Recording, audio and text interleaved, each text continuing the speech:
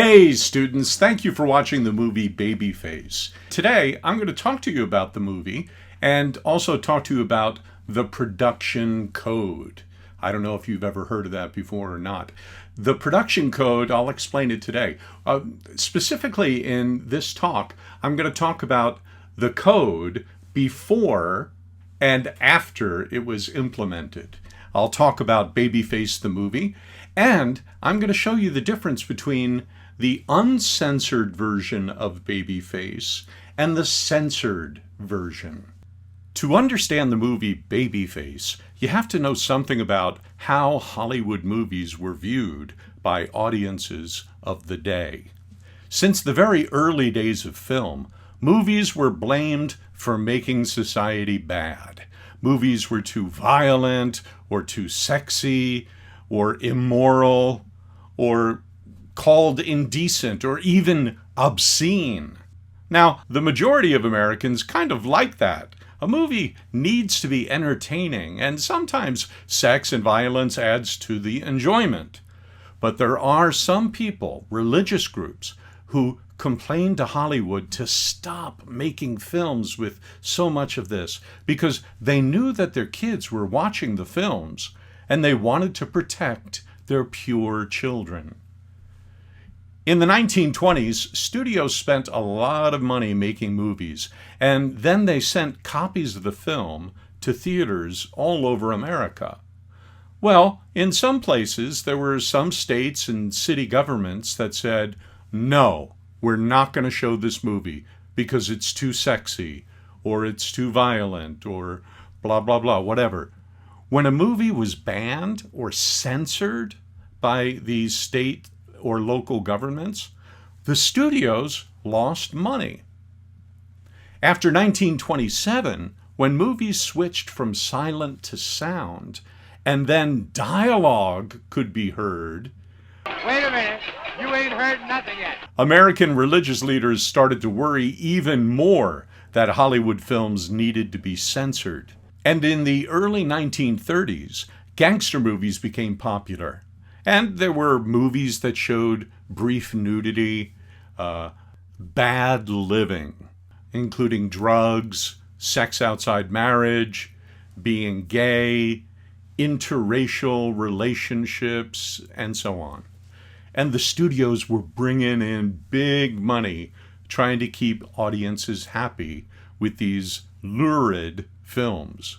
Now, movies were not considered free speech. Movies were not protected by the U.S. Constitution under the First Amendment as they are today. So, a studio could not complain when their movies were censored by state and local boards. Studios absolutely did not want the government censoring their films, so studios agreed that they would get together and censor their films themselves, something called self-censorship. Babyface, released in 1933, was one of about 7 other movies that people complained very strongly about. Complaints didn't come just from religious groups. Individual citizens would write letters to the studios complaining too. Owners of local movie theaters would ban a movie because he was afraid that others in his community might stop coming in to watch other movies. At this time in America, there were about 20 million Catholics, and the Catholic Church was very influential over church members. Priests and bishops had church members sign a card, agree not to see a movie that the Catholic Church didn't approve of. In early 1934, the Catholic Legion of Decency was formed by Catholic leader Joseph Breen to organize a campaign of letter writing to studios, local boycotts at theaters, newspaper editorials against the immorality of Hollywood movies, and propaganda in the form of studies that falsely claimed that dangerous crimes were on the increase because of Hollywood's sexy movies. In the early months of 1934, this Catholic Church-led campaign resulted in a big decrease in the number of movie tickets sold in the U.S. The studios were in a panic, so they met with Breen, who brought with him a fellow Catholic from the powerful Bank of America. And the banker assured the studios that if they did not stop making these sinful Hollywood movies, his bank would refuse to finance the studios.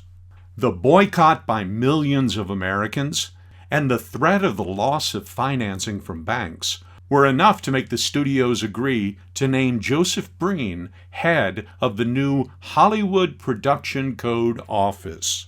The office had that power to approve or deny a film before it was released. If a film was okay, it would get a certificate of approval, and studios didn't have to worry. Breen had the power to demand changes to movie scripts and scenes. Hollywood writers and directors really got angry about the changes that they had to make. They didn't like it. And the biggest thing that the studios agreed to was that they'd have to pay a $25,000 fine if they released a movie without the production code seal. The result was that Hollywood films cleaned up their act. They didn't show nudity or forbidden words, couples in the same beds, no hints of sex between anyone not married, and films had to clearly identify people who were evil and be sure that those evil characters were punished by the end of the movie. After the code was enforced, starting July 1st, 1934, movie characters were rewarded for being pure, and they were punished if they were guilty. Marriage was held as a sacred, holy thing, and the authority of the church and the government was always upheld. Okay, some comments now about Babyface. Babyface is a pre-code Hollywood film starring Barbara Stanwyck and released by Warner Brothers in 1933. It's about an attractive young woman who uses her sexual power to get everything she wants. Better jobs, more money, higher social status. Although none of the sex is shown on screen, it's strongly implied throughout the film. It's stated that she was forced to have sex for money since the age of 14 with the men who came into her father's bar. Lily also uses sex to avoid jail and to climb step by step the corporate ladder. The average American found the movie worth watching. It brought in twice as much money at the box office as it cost to make. But the movie made religious groups angry. Strong Christians in America are against sex before marriage, and they found this film to be shocking for showing the hero of the movie having sex with so many men. They didn't want their husbands to see the movie. They sure didn't want their children to see the movie. By the way, here, in a minor role, you can see John Wayne, who played Ringo in Stagecoach, as one of Lily's many lovers. This was 6 years before Stagecoach made John Wayne a star. Babyface has some music, just a little bit. Features the song Babyface, You've Got the Cutest Little Baby Face, which was a big hit in the 1920s. So using it as a movie title gives the movie an easy-to-remember title and some kind of sex appeal. Another song heard in the film is the very famous classic blues song, St. Louis Blues, written by the father of the blues, W.C. Handy, and made popular by singer Bessie Smith. Audiences of 1933 would have instantly known that song when they heard Chico singing it, since Bessie Smith's song was seen and heard as a short in movie theaters all over the U.S. since 1929.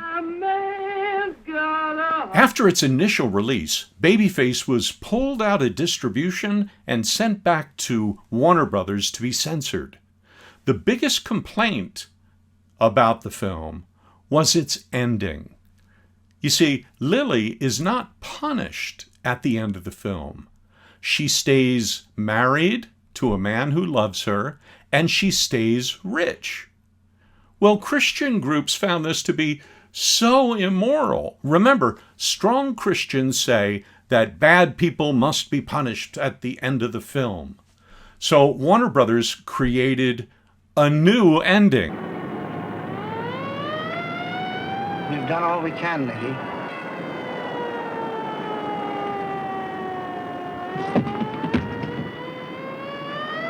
Your case slip, lady. You better pick it up. It doesn't matter now. Before you take all the credit, Galt, let me remind you that Trenholm and his wife sacrificed everything they had for the bank. Whatever became of his wife? I had a letter from them last week.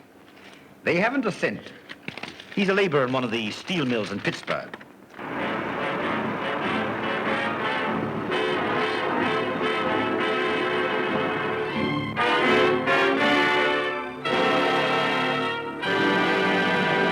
And it's a terribly boring ending where somebody in an office says that she returned poor to her hometown. So this new ending shows that being a bad girl leads to punishment, and that's okay for the production code. There are two other changes worth pointing out. One is the scene when Lily and Chico jump on the train and ride for free. That whole scene where they are caught by a watchman and she decides to have sex with the guy in order to stay on the train and not go to jail, that scene was completely cut. And the other change was a little bit harder to do because they had to edit the scene and change the dialogue. That's the scene where the old man in the bar, the only man that Lily likes, gives her advice, tells her, yes, use your body to get what you want. Yeah, I mean, here's the original. He quotes the German philosopher Nietzsche, a guy whose philosophy was actually very anti-Christian. A woman, young, beautiful like you, can get anything she wants in the world because you have power over men. But you must use men, not let them use you. You must be a master, not a slave. Look, here. Nietzsche says, all life, no matter how we idealize it, is nothing more nor less than exploitation. That's what I'm telling you. Exploit yourself. Go to some big city where you will find opportunities. Use men. Be strong, defiant. Use men to get the things you want. And so here they remove this line and they take out this line and they move this line over here. Now, watch the censored scene. A woman, young, beautiful like you are, could get anything she wants in the world. But there is a right and a wrong way. Remember, the price of the wrong way is too great. Go to some big city where you will find opportunities. Don't let people mislead you. You must be a master, not a slave. Be clean, be strong, defiant, and you will be a success. Remember, the price of the wrong is too great. Yeah. Be clean. Note the change.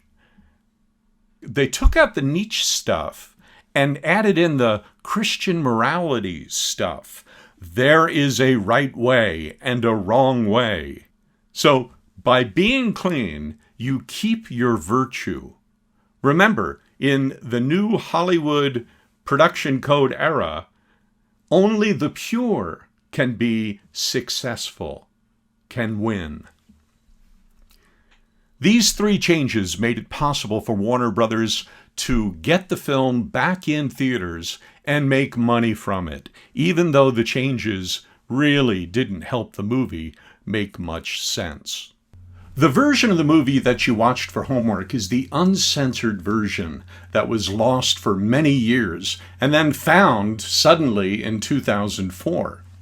By watching this version, we can see what kind of things the studios tried to get into the pre-code movies, things that never got into the films once the code was enforced beginning in 1934.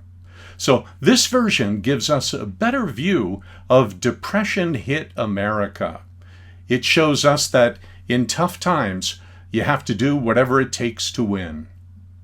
It's one of the most honest films about how sexist corporations were nearly 100 years ago, and it shows how impossible it was for women at that time to achieve career success in corporate America.